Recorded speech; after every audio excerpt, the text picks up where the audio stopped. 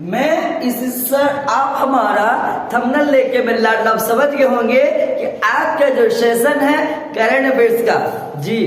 और ये current affairs में किससे रिलेटेड है? महिला से रिलेटेड है। नाम क्या है? कमला देवी चट्टोपाध्याय। कमला देवी याद रखिएगा, कमला देवी नहीं, कमला देवी। क्या नाम पता है? कमला देवी। जान लेते हैं कि इसको हम करंट अफेयर्स में क्यों पढ़ाएंगे जी। कमला देवी यही महिला है 5 साल के लिए जेल गई थी। हाँ, और भारतीय समाज सुधारक में महानों में गिनती की जाती है। हाँ, याद रखिएगा कि कमला देवी चट्टोपाध्याय भारतीय समाज सुधारक थी। क्या थी? भारतीय समाज सुधारक। हाँ, कि भारत के समाजों को सुधारना और अपने जीवन को समाज के प्रति दे देना बहुत बड़ी बात है बेटा। समाज को सुधारना और अपना जीवन को समाज के प्रति दे देना। याद रखिएगा मेरे लाडलो, ये स्वतंत्र सेनानी भी थी। कौन? कमला देवी चट्टोपाध्याय जी। इनका जन्म याद रखिएगा कर्नाटक में हुआ था। इनका जन्म कहां बताएं? कर्नाटक में। कर्नाटक से 2-3 सवाल बहुत इंपॉर्टेंट है। भारत के वो कौन सा ऐसा राज्य है जहां पर सबसे अधिक सर्वाधिक चंदन के वृक्ष पाए जाते हैं? कहां पे? कर्नाटक में। चंदन के वृक्ष, चंदन के वृक्ष पेड़ सबसे अधिक कहां पाए जाते हैं? तो कर्नाटक में पाए जाते हैं। एक सवाल और आता है कि इलेक्ट्रॉनिक नगर, क्या बताया कि इलेक्ट्रॉनिक नगर किसे कहा जाता है? तो बेंगलुरु को कहा जाता है। क्या बताया कि इलेक्ट्रॉनिक नगर किसे कहा जाता है? तो बेंगलुरु को कहा जाता है।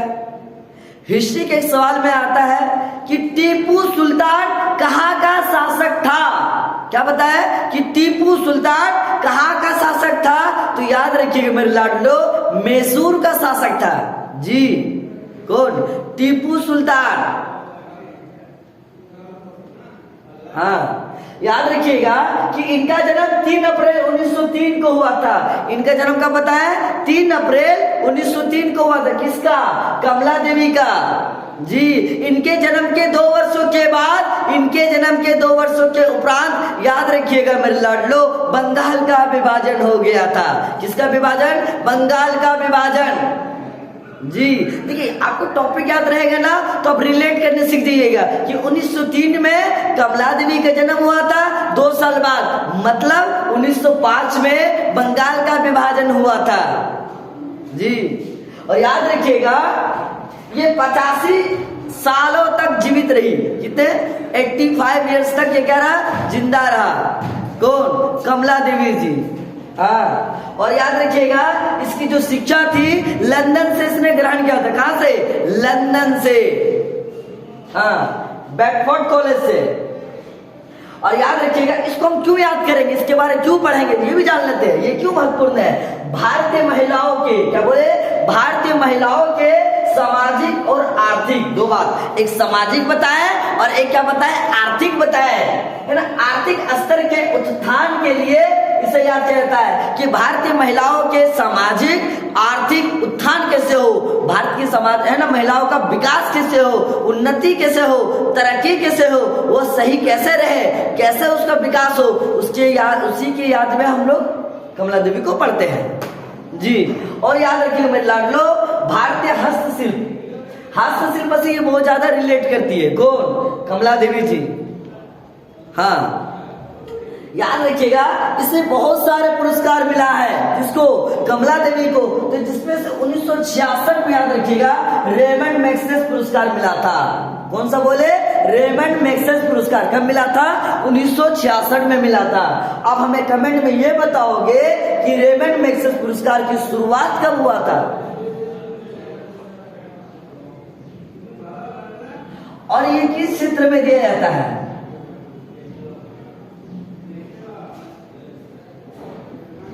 दो बातें कि ये किस क्षेत्र में दिया जाता है और रेमंड मैग्सेसे पुरस्कार की शुरुआत कब हुआ था।